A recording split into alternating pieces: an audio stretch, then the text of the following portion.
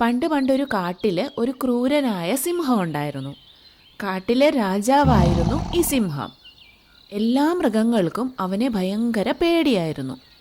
കാരണം എല്ലാ ദിവസവും ഈ മൃഗങ്ങളെ വേട്ടയാടി പിടിച്ചു കൊന്നു തിന്നുകയും അവയെ വെറുതെ ഉപദ്രവിക്കുകയും ചെയ്യുകയായിരുന്നു സിംഹത്തിൻ്റെ പ്രധാന വിനോദം.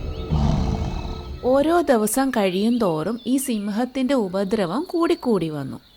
ഉപദ്രവം സഹിക്കവയ്യാതെ മൃഗങ്ങളെല്ലാം കൂടെ ഒരു ദിവസം ഈ സിംഹത്തിനെ കാണാൻ വേണ്ടി അതിൻ്റെ ഗുഹയിൽ ചെന്നു. അവർ സിംഹത്തിനോട് പറഞ്ഞു, രാജാവേ, അങ്ങ് എല്ലാ ദിവസവും ഞങ്ങളെ ഇങ്ങനെ കൊല്ലുന്നത് അവസാനിപ്പിക്കണം. അങ്ങയ്ക്ക് ആഹാരമല്ലേ വേണ്ടത്? അത് ഞങ്ങൾ എല്ലാ ദിവസവും ഇവിടെ എത്തിച്ചു കൊള്ളാം. ഓരോ ദിവസവും ഞങ്ങളിൽ നിന്ന് ഓരോരുത്തർ അങ്ങയുടെ ആഹാരമായിട്ട് ഇവിടെ വന്നുകൊള്ളാം. പകരം അങ്ങ് ഞങ്ങളെ ഉപദ്രവിക്കുന്നത് നിർത്തണം. ഇതെല്ലാം കേട്ടപ്പോൾ സിംഹത്തിന് സന്തോഷമായി. കാരണം ഇനി വേട്ടയാടി പിടിച്ച് കഷ്ടപ്പെടുകയൊന്നും വേണ്ടല്ലോ. സുഖമായിട്ട് ഗുഹയിൽ അങ്ങ് ഇരുന്നാൽ മതി. എല്ലാ ദിവസവും തനിക്കുള്ള ആഹാരം ഇങ്ങെത്തിക്കോളുമല്ലോ. അവർ പറഞ്ഞതെല്ലാം സിംഹം സമ്മതിച്ചു. അങ്ങനെ ഓരോ ദിവസവും ഓരോ മൃഗം വീതം സിംഹത്തിന് ആഹാരമായിട്ട് പോകാൻ തുടങ്ങി. ഒരു ദിവസം പോകേണ്ട ഊഴം ഒരു ചെറിയ മുയലിൻ്റേതായിരുന്നു. ഈ മുയൽ ഭയങ്കര ബുദ്ധിമാനായിരുന്നു. എങ്ങനെയെങ്കിലും ഈ സിംഹത്തിൻ്റെ കയ്യിൽ നിന്ന് രക്ഷപ്പെടുകയും വേണം, സിംഹത്തിൻ്റെ ശല്യം എന്നേക്കുമായിട്ട് അവസാനിപ്പിക്കുകയും വേണം എന്ന് മുയൽ തീരുമാനിച്ചു. ഇപ്പോൾ ഞാൻ ചെന്നു കഴിഞ്ഞാൽ സിംഹം എന്നെ ഒറ്റയടിക്ക് തിന്നും. അതിന് പകരം കുറച്ച് താമസിച്ചു പോകാം. മുയൽ എന്തു ചെയ്തു? മനഃപൂർവ്വം വളരെ വൈകി സിംഹത്തിൻ്റെ അടുത്തെത്തി. വിശന്നിരിക്കുവായിരുന്ന സിംഹത്തിന് ഈ മുയലിനെ കണ്ടു കഴിഞ്ഞപ്പോഴേക്കും ഭയങ്കര ദേഷ്യം വന്നു.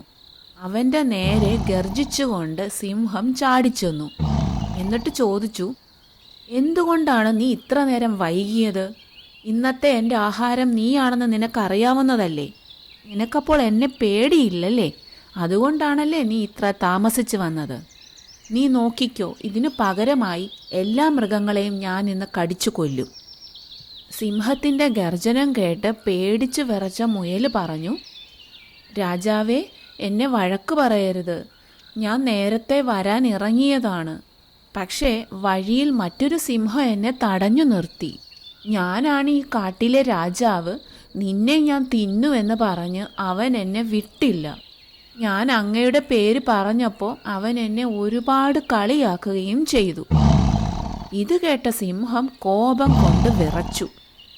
എവിടെയാണ് ആ സിംഹം? എന്നേക്കാൾ വലിയ രാജാവോ? നീ ഒരു കാര്യം ചെയ്, എന്നെ അവൻ്റെ അടുത്തേക്ക് കൊണ്ടുപോ. മുയൽ എന്ത് ചെയ്തു? സിംഹത്തിനെയും കൊണ്ട് ഒരു വലിയ കിണറ്റിൻ്റെ അടുത്തേക്ക് പോയി. എന്നിട്ട് പറഞ്ഞു, രാജാവേ, അവൻ ഈ കിണറ്റിനുള്ളിലാണ് താമസിക്കുന്നത്. സിംഹം കിണറ്റിനകത്തേക്ക് എത്തി നോക്കി. അപ്പോൾ അതിനകത്ത് മറ്റൊരു സിംഹം. അത് തൻ്റെ പ്രതിബിംബമാണെന്ന് ഈ മണ്ടൻ സിംഹത്തിന് മനസ്സിലായില്ല. കിണറ്റിലുള്ളത് മറ്റൊരു സിംഹമാണെന്ന് അവൻ വിചാരിച്ചു. അവൻ ദേഷ്യത്തോടെ അലറിയപ്പോൾ കിണറ്റിൽ നിന്ന് ഒരു പ്രതിധ്വനി കേട്ടു. അവൻ ഇത്രയ്ക്ക് ധൈര്യമോ? എന്നെ വെല്ലുവിളിക്കുന്നോ? എൻ്റെ നേരെ തിരിച്ച് അലറുന്നോ? തന്നെയും തൻ്റെ രാജ്യത്തെയും വെല്ലുവിളിച്ച മറ്റേ സിംഹത്തെ കൊല്ലാനായി അവൻ കിണറ്റിനകത്തേക്ക് എടുത്തു ചാടി. വെള്ളത്തിൽ വീണ് കഴിഞ്ഞപ്പോഴാണ് സിംഹത്തിന് തനിക്ക് പറ്റിയ അബദ്ധം മനസ്സിലായത്. ഒരുപാട് പരിശ്രമിച്ചിട്ടും സിംഹത്തിന് പുറത്തേക്ക് വരാനായിട്ട് പറ്റുന്നില്ലായിരുന്നു. അങ്ങനെ ബുദ്ധിമാനായ മുയൽ കാടിനെയും അവിടുത്തെ മൃഗങ്ങളെ എല്ലാവരെയും രക്ഷിച്ചു. തങ്ങളെ രക്ഷിച്ച മുയലിനോട് എല്ലാവരും നന്ദി പറഞ്ഞു. ചില സന്ദർഭങ്ങളിൽ ശക്തിയെക്കാട്ടിനും വലുത് ബുദ്ധി തന്നെയാണ്. ബുദ്ധി ഉപയോഗിച്ചാൽ പല പ്രതിസന്ധി ഘട്ടങ്ങളിൽ നിന്നും നമുക്ക് കരകയറാനായിട്ട് പറ്റും.